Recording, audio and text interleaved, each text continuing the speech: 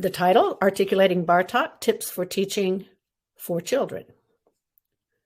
And so I was studying the bagatelles. Here's the first one.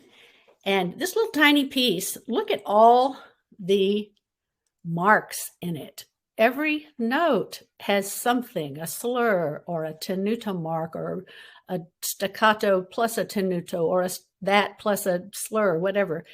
And that raised a lot of questions in trying to figure it out in order to perform it. And in fact, every note on this score has some kind of articulatory notation, except for one. There's one note that doesn't, which sort of implies that that one note is a unique articulation. And that's just the beginning. Throughout the 14 bagatelles, there were lots and lots of questions.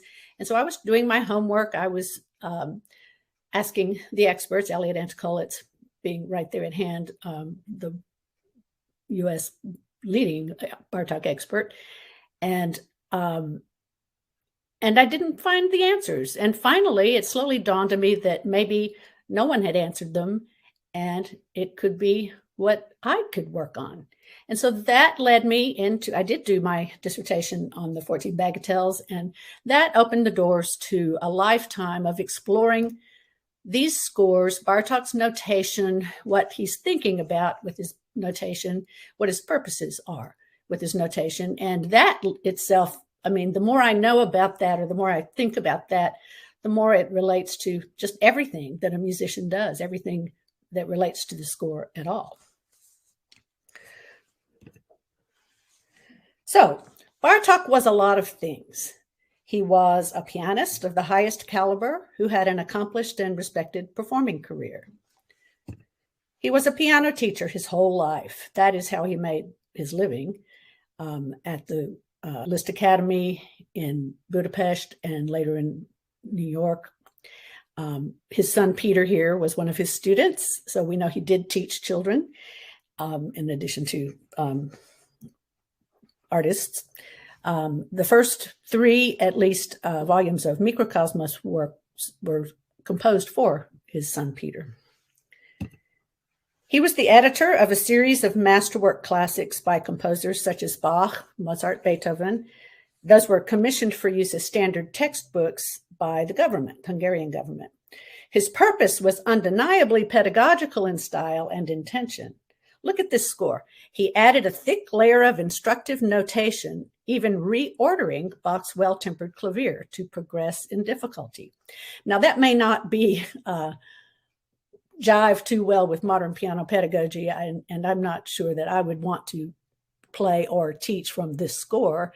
And besides, we know that Bach had his own reasons for the order of the preludes and fugues, but it's fascinating in light of how it fits into this topic.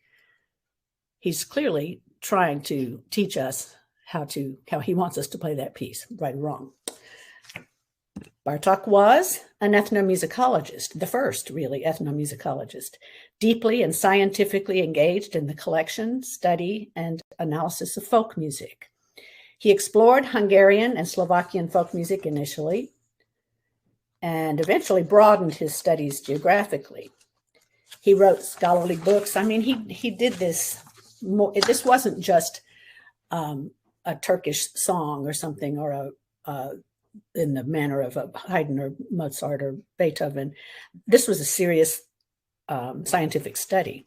He wrote books and essays documenting his studies and theories about Hungarian, Slovakian, Romanian, Turkish, North African, and Serbian music.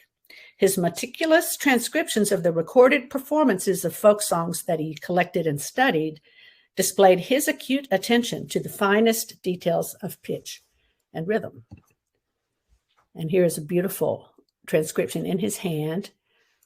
And you can see all the tiny nuances of rhythm, of pitch.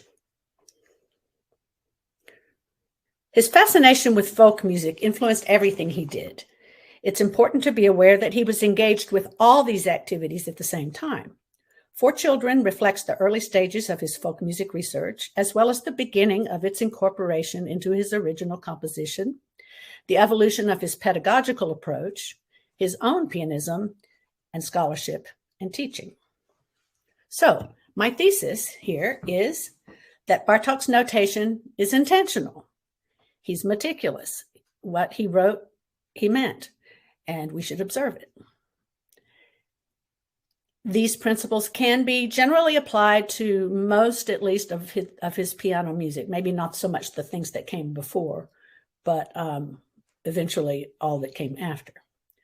His notation instructs on style, technique, sound, and artistry, and what edition you use matters.